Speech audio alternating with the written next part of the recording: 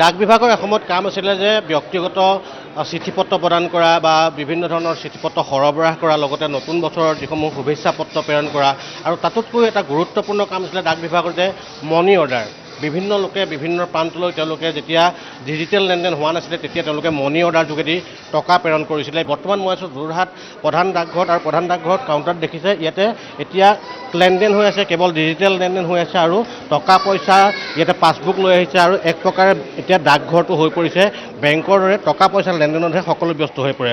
কিন্তু এই সময়তে যোৰহাট জিলাৰ এটা উপ ডাকঘৰত এতিয়াও চলি আছে তেওঁলোকৰ যি মনি অৰ্ডাৰৰ প্ৰক্ৰিয়া চলি আছে আৰু মনি অৰ্ডাৰ বছৰটোত এতিয়াও বহুখিনি আহে উপ ডাকঘৰটোলৈ। সেই উপ ডাকঘৰটোৰ কাষতে আছে শ্ৰী শ্ৰী সাৰস্বত মঠ আছে।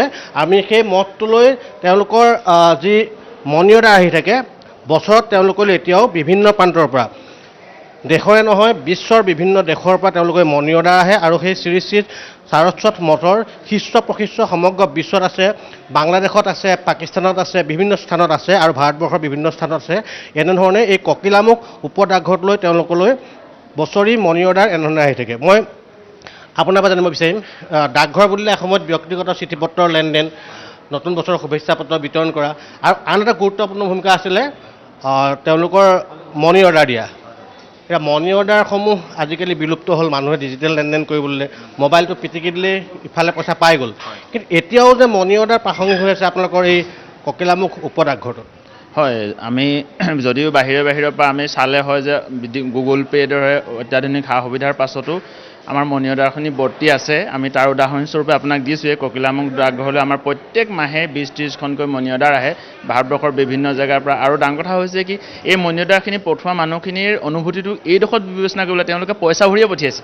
শতকৰা 5% মানে 100 টকাত 5 টকা ধৰণে ডাকঘৰত দিয়ে তেওঁলোকে ইয়ালৈ পইচা পঠিয়াইছে। আৰু আমাৰ ককিলামুখ ডাকঘৰত এই বস্তুটো আজি বহুত দিনৰ পৰাই হৈ আছে। খুব ধুনীয়াকৈ এটা পে'মেণ্ট ছিষ্টেম চলি আছে আৰু তাত তেওঁলোকে বুক কৰি দিয়ে। ইয়াত আমাৰ নেক্সট দিনা ককিলামুখ ডাকঘৰৰ সেই অনুষ্ঠানটো পাতে। স্বামী দিব্যানন্দ সৰজ মঠ আছাম এনেকৈ আহে ককিলামুখলৈ। স্বামী দিব্যানন্দ সাৰস্বত মঠ ককিলামুখ। হয়তো ককিলামুখ উপ ডাকঘৰটোৰ কাষত এই সাৰস্বত মঠভাগ নথকা হ'লে হয়তো তালৈ মনি অৰ্ডাৰ নাহিলে, যিহেতু সেইটো ব্ৰহ্মপুত্ৰৰ পাৰত থকা এটা উপ ডাকঘৰ নহয় জানো? হয়, এইটো কথা ক'ব লাগিব অৱধাৰিতভাৱেই যে আমাৰ ককিলামুখ ডাকঘৰৰ লাগত এই অনুষ্ঠানটো থকাৰ বাবেই তালৈ আহিছে। আমাৰ ডাটাখিনি চালে আমি দেখা পাওঁ আমাৰ অন্যান্য ডাকঘৰবিলাক, আমাৰ 34টা ডাকঘৰ আছেতো, 34টা ডাকঘৰ অন্য ডাকঘৰবিলাকো এনেদৰে কোনো মনি অৰ্ডাৰ নাহে, অকল ককিলামুখলৈ আহে আৰু ককিলামুখলৈ অহা সকলোবিলাক মনি অৰ্ডাৰ এই অনুষ্ঠান ভাগলৈকে ন্যূনতম পইচাৰ পৰা অলপ বেছি এমাউণ্টলৈকে একদম ন্যূনতম। আমি খুব 10 টকা সিমানৰ পৰা পাইছোঁ আৰু মেক্সিমামহে 1000 আহে, তাতকৈ কম 2000 কম, খুব কম মানে একদম কম মানে 10 টকাৰ পৰা 2000 পৰ্যন্ত আহে মনি অৰ্ডাৰ। এইখিনি টেক্স ভৰিয়ে মানুহে দিছে। এইটো অনুভূতি এটা মানে ধৰ্মীয় অনুভূতি তেওঁলোকৰ আধ্যাত্মিক একাত্মতা তেওঁলোকৰ আন্তৰিকতা আছে কাৰণে দিছে, নহ'লে কোনে পইচা ভৰি আজিৰ তাৰিখত পইচা ভৰি পোৱা কাৰোবাক পইচা দিব।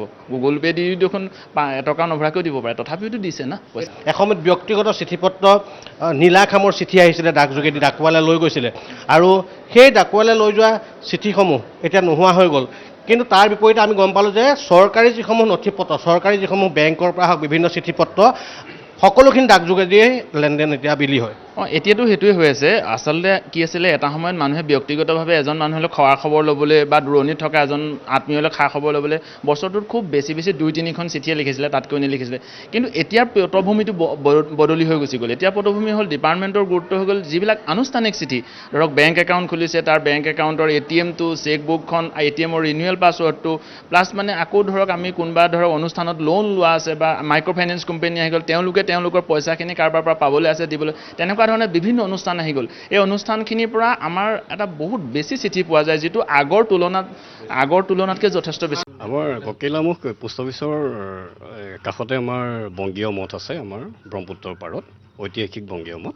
সেই বংগীয় মঠলৈ এতিয়াও বহুত দূৰৰ পৰা আমাৰ কলিকতা হওক, উৰিষ্যা হওক, 24 পৰগনা হওক, সেই জেগাবিলাকৰ পৰা তেওঁলোকে ধৰ্মীয় কামত ব্যৱহাৰ কৰিবৰ কাৰণে তেওঁলোকে, যদিওবা এতিয়া ডিজিটেলাইজ যুগ, আমাৰ ডিপাৰ্টমেণ্টৰ যিটো এটা সুবিধা মনি অৰ্ডাৰ থ্ৰু দি তেওঁলোকে আমাৰ ইয়ালৈ মঠলৈ পইচা পঠাই থাকে।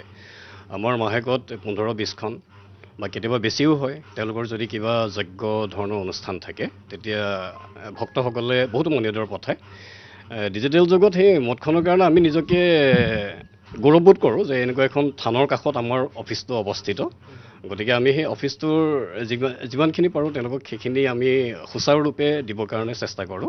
হেৰাই যোৱা ডাকঘৰৰ এটা মানে ছিষ্টেম এতিয়াও আপোনালোকৰ ডাকঘৰটোত কিন্তু প্ৰচলিত হৈছে, সেইটো কাৰণে ভাল নালাগে যে বহুতে এতিয়া নতুন প্ৰজন্মই মণিৰদা চিনি নাপায়। হয় হয়, যথেষ্ট গৌৰৱবোধ কৰোঁ, যিহেতু মোৰ এই অফিচটোত আপোনাৰ মণিৰদৰ আহে বিভিন্ন জেগাৰ পৰা। মণিৰদৰ লগতে চিঠিপত্ৰ আহে, তেওঁলোকৰ কিবা কিবি পাৰ্চেল থাকিলে সেইখিনিও আহে। সেইখিনিও আমি যিমানখিনি পাৰোঁ দি পেলাই ভাল পাওঁ, যিহেতু মণিৰদৰ লগত বহুত আগতে ইতিহাস জড়িত হৈ আছে। সেই মণিৰদৰ জৰিয়তে আগত আমি যেতিয়া হোষ্টেলত থাকোঁ বা আমাৰ বিভিন্ন আমি সাধাৰণতে ছাৰ্ভিচ যিটো দিওঁ একদম সাধাৰণ মানুহৰ পৰা আমি একেবাৰে ওপৰ লেভেলৰ মানুহলৈকে দিওঁ। আগতে মনত পৰে যেতিয়া আমাৰ মণিৰদৰ ইয়াতে শ্ৰমিক হিচাপে কাম কৰা বিহাৰৰ যিখিনি মানুহ তেওঁলোকে ইয়াতে ঠেলা চলায় বা বিভিন্ন ধৰণৰে কষ্ট কৰি পেলাই উপাৰ্জন কৰে, সেই উপাৰ্জনৰ টকাকেইটা যেতিয়া তেওঁলোকে দূৰত থকা পৰিয়ালৰ মানুহক মণিৰদৰ হিচাপে দিয়ে, নিজকে আমি ডাককৰ্মী হিচাপে গৌৰৱবোধ কৰোঁ যে আমাৰ জৰিয়তে তেওঁলোকে সেই পইচাটোৰ আদান প্ৰদান সুচাৰুৰূপে কৰিব পাৰিছে। এতিয়া সেই ডিজিটেল ইণ্ডিয়াত সেই শ্ৰমিকসকলেও সেই মণিৰদা নকৰা কিছু কিছু কৰে, একেবাৰে কমি গ'ল, আগতকৈ কমি গ'ল। কাৰণ এতিয়া ডিজিটেলেই যুগ, মোবাইলত টিপা এটা মাৰিলে তাত গৈ পেলাই পইচাটো পায়। কিন্তু তথাপিও আমাৰ ভক্তসকলে কিন্তু এতিয়াও তেওঁলোকৰ যিটো মাননি মন্দিৰলৈ বা বিভিন্ন ঠাইলৈ, আমাৰ ইয়াৰ পৰা কামাখ্যালৈও দিয়ে, কামাখ্যা ধামলৈও দিয়ে। গতিকে ভক্তসকলে তেওঁলোকৰ কিন্তু যিটো মণিৰদৰ যিটো ধাৰা এতিয়াও কিন্তু অব্যাহত ৰাখিছে তেওঁলোকৰ পইচা পঠোৱাৰ জৰিয়তে। কিন্তু আধ্যাত্মিকতা আৰু এটা বিশ্বাস জড়িত আছে, যিহেতু তেওঁলোকে মণিৰদা এখন কৰোঁতে 5% টেক্স দিব লাগে। তথাপিও হয়তো তেওঁলোকে চাগৈ এইটো ইমান টেক্স দি হ'লেও তেওঁলোকে ভগৱানৰ ওচৰত এইটো হয়তো তেওঁলোকে নাভাবে। ভগৱানৰ যিহেতু আধ্যাত্মিকতাৰ কথা জড়িত হৈ আছে, আধ্যাত্মিকতাৰ কথা জড়িত হৈ থকাৰ কাৰণে তেওঁলোকে খুব মানে অন্তৰৰ পৰা আত্মা শুদ্ধিৰে তেওঁলোকে ইয়াতে পইচাটো 10 টকা কৰে, 10 টকা কৰে, 100 টকা কৰে বা কেতিয়াবা বহুতো কৰে, 5000 ওপৰতো কৰে। তেওঁলোকৰ কিন্তু বিশ্বাসটো এতিয়াও অটুট আছে মণিৰদৰ ওপৰতে।